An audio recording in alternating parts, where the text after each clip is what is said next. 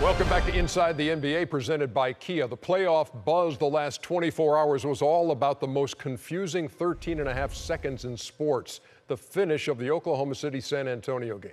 The NBA released its last 2-minute report and said the officiating crew missed 5 calls in the last 13.5 seconds. And here they were at AT&T Center. Number 1, Manu Ginobili stepping over the line. That should have been a technical foul shot by OKC. Then you had the contact, waiters on Ginobili. Should have been ruled a foul. The third, well, you got Patty Mills all over Steven Adams. That should have been called. So should this. Kawhi Leonard with a hold of Russell Westbrook's jersey. And the 5th missed call, after the Mills miss, it's LaMarcus Aldridge, who is fouled by Serge Ibaka.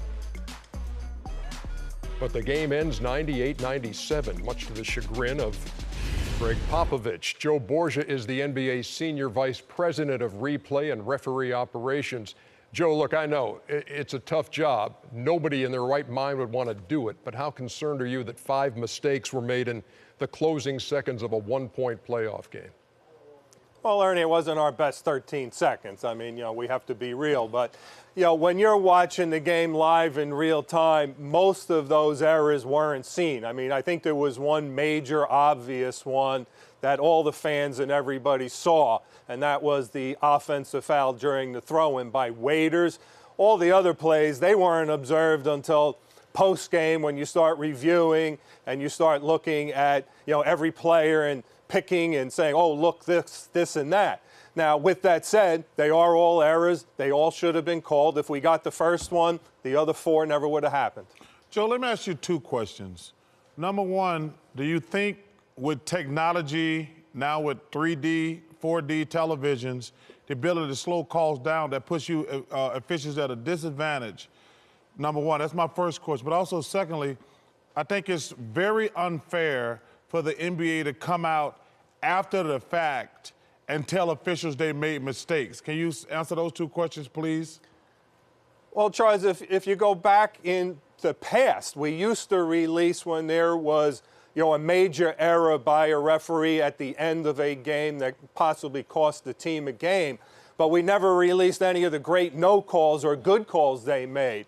So really, with the the last 2-minute report, we have a standard of exactly when the reports are going to go out, 5 points or less, or any time a game goes to overtime. And really, if you look at the body of work over the course of a season, or a referee's body of work, they're very accurate.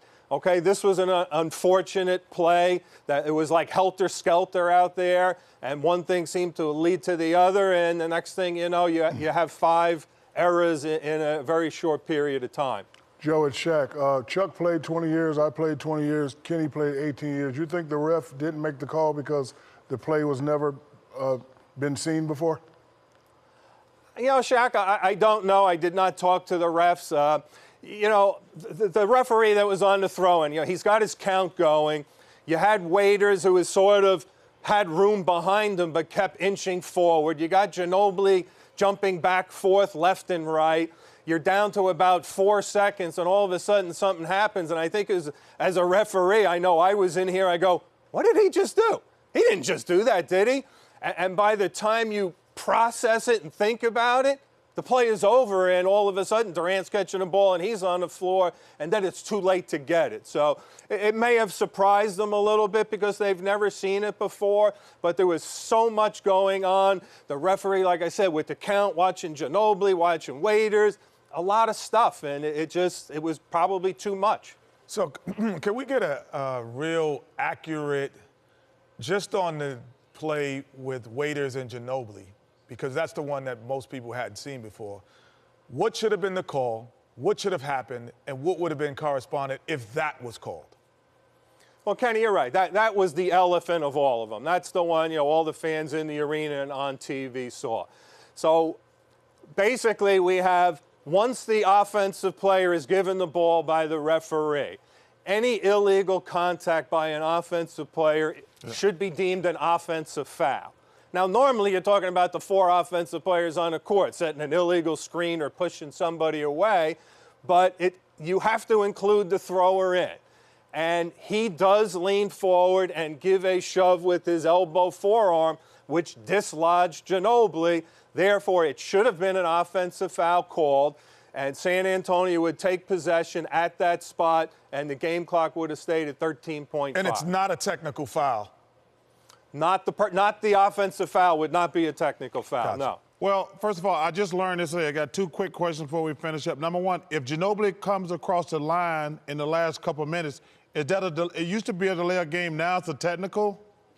It's a delay of game, but because it happens in the last 2 minutes at the throw-in spot, it becomes an automatic technical foul. And that was instituted when all the teams were taking the delay so they could see what the offense was running, putting the offense at an unfair disadvantage. So the rules and competition at that time said, we need to penalize that with a technical foul on the first delay. Okay, now second question. Me and Shaq got a bet. When you in the replay booth all night, are you drinking gin or vodka martinis when you're sitting there all night? There was a lot of us could have used a drink last night, Charles. Hey, Joe Borgia, we appreciate you taking the time. Thank you, Joe. And thanks for having me, guys. If there is an upside to all of this, Joe, it's this. Next time you're in Atlanta to tape the show on NBA TV, Making the Call, you already have an episode already in the can for next season. Thanks a lot. Thanks, guys. All right, Joe.